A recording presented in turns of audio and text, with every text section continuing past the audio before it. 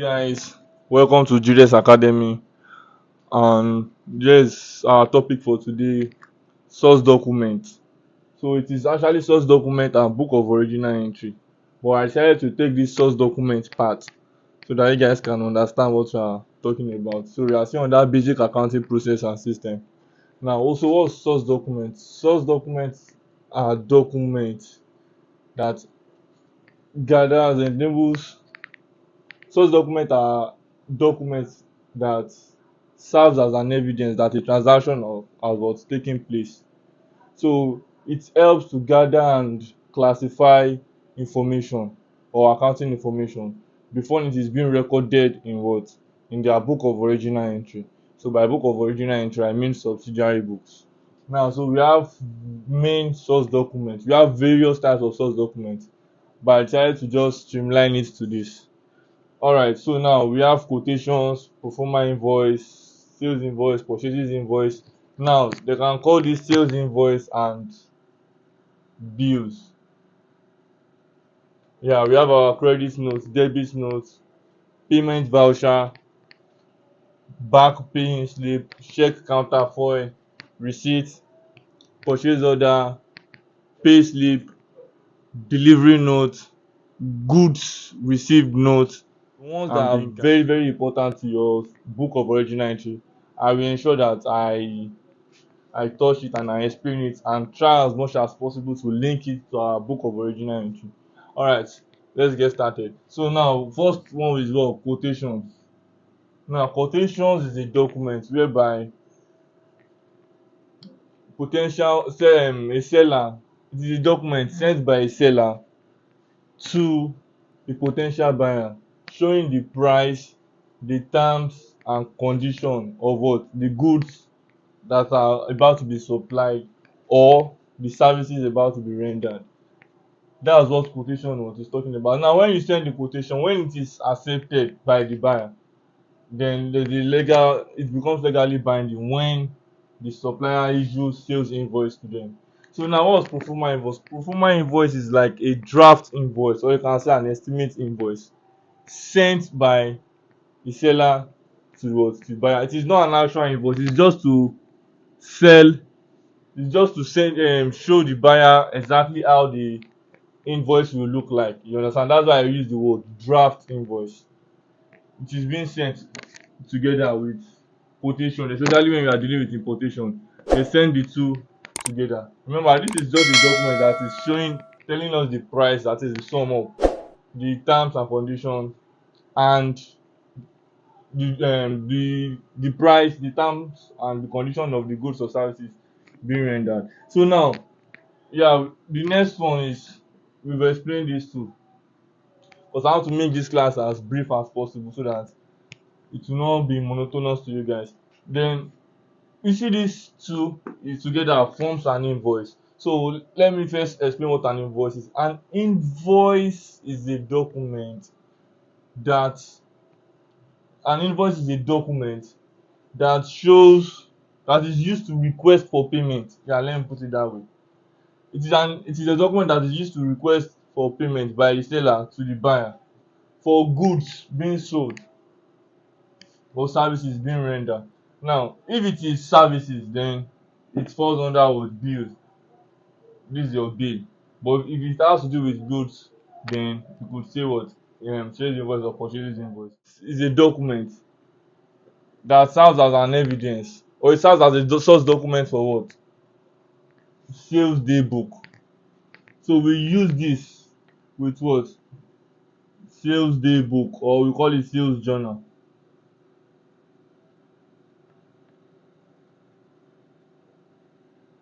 Sales day book or sales journal.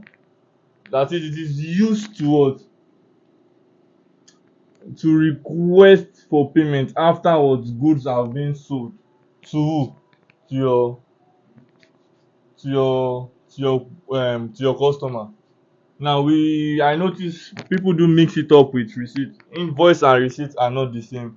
Invoice is used to request for payment. It contains the bills and the amount to be paid. The bills and the amount to be paid. Yeah, there are also other factors but because I want to keep this class as short as possible, I will let you take that as an assignment. So an invoice in general will contain the name of the buyer and the seller, the date, the amount, the distance, the ledger number, that's if it's there, the value added tax if it is there, payment terms and the likes. That's what an invoice will contain. Now this one, purchases invoice. Purchases invoice is what? Similar to our explain sales invoice. Then you say sales bills if it is services that is being rendered, not goods. So that's why I wrote it together as sales invoice and bills. If it is bills, then if it is services, then we're making use of bill. We call it bills instead. For example, PACN bills, because the service is not a good. They can't call it invoice. So you understand. Now purchases invoice, they are the invoice that serve as a document for what? Goods purchased on what? Credit. So now looking at these two, when an entity makes a sale on credit to its customers, then they issue sales invoice and bills to them. But what if the entity is what? Buying or purchasing an item or goods from its suppliers, then there will be issued what? Purchases invoice. So goods purchased on credit, as was purchases what? Day book. Purchases day book. So purchases day book, this is all this falls under what? Book of original entry.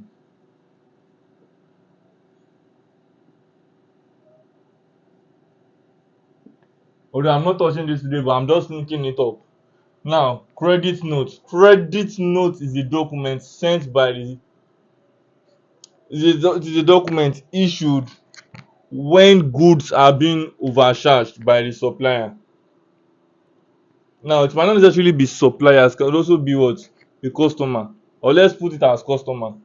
When you overcharge your customer, then and they complain to you, giving with the necessary documents, then you issue a credit note to them.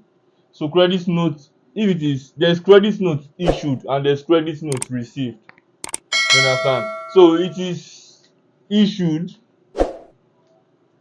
when your customer either return goods to us, or either there's a damaged goods, or maybe the goods that we render to them, that we supply to them, has become obsolete or was damaged, or we overcharge them. So it could be any of these three. Either we overcharge them, or the goods was damaged inward. Although now that's for credit note issue. Credit note received is when we as an entity, we are being overcharged by our supplier. So we report to him regarding that, and he issued what? A credit note to us. You understand? Now, what about debit note? So debit note is when there is an undercharge. So this one too, we can also issue it and we can also receive it. Now, what do I mean by that? For debit note is the document sent between a seller and a buyer when goods are what? Being undercharged. When you undercharge it. Debit note issued. Debit note issued is, let me give a scenario. Debit note issued is when we as a business or as an entity, we issue it to our customer when we undercharge them. You understand? We are telling them that okay, they are going to balance us some certain amount of money. You understand? So let me label this. So this could be used for return inward or return outward. But for debit note, we are not returning anything. Rather, it increases debts or obligations. Let me put it this way. If you are issuing it, then it increases the debt of our customer. If you are receiving it, then it increases what? Our payables. You understand? That's what debit note is talking about. I don't want to give you a long terminologies that will make it confusing to you. But this is how it relates to our book of original entry. Now, that's for our debit note. Payment voucher, it is an authorizing document for payment of what? An expenses or services. We call it an authorizing document. That is, every organization has a voucher that must be passed through before you can make payment for either an expenses or a services being rendered to an organization. Now, bank paying slip, we use this for, especially mostly in our cash book. Okay, let me just, so that you can be able to relate. Cash book, cash book. So when you take the cash from the business and you deposited it in the bank, the evidence that you took cash and deposited it in bank is this our bank paying slip. Sometimes they can call it deposit slip. You understand? I think most people are used to deposit slip. So when you go and deposit your cash in bank, then they give you what? Bank paying slip. It's an evidence that there's a contra entry in our cash book. Now there are other things that you can use it for. Sometimes when you have cash sales deposited, or you see transaction like cash sales banked, you understand, you made the cash sales, but instead of you recognizing it and in your cash book, then you deposited it in the bank directly. You understand? The other, or you get to understand is when I get to cash book and the likes, so you see how this thing is. That's why it can, this cash sales bank that I just use as an example, can be used, can be solved in various ways. You can choose to first record it in your cash and do contra entry, or you can save yourself the stress by just recording it in your bank transaction directly. Now, check counterfoil. So another name for check counterfoil is, they could call it check stub. Check stub. So check stub is a document, or it is a book. Yeah, it is let's call it a document that remains, or that shows that a check has been issued. So let me do a little bit of drawing. So this is what a check stub looks like. This is your checkbook.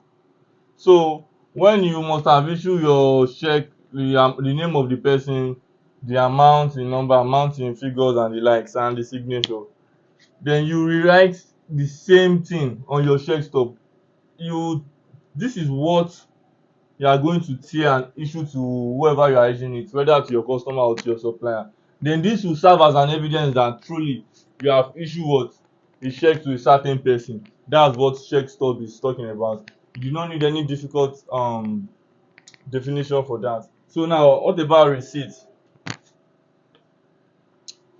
Receipt is an evidence, or is a document, or you can also say an evidence that